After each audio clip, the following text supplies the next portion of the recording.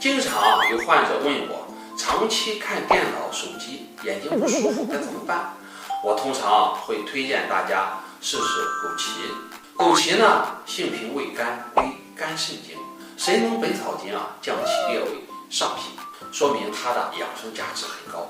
从药理作用来看呢，枸杞中的白特胡萝卜素在体内能转化为维生素 A， 这是维护视网膜健康的重要营养素，能有效缓解眼疲劳，改善视力。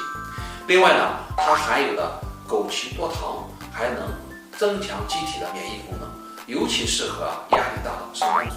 使用方法也很简单，泡水嚼食，加入粥品或者茶饮都可以。像和桂圆、红枣同，还兼顾补血的功效。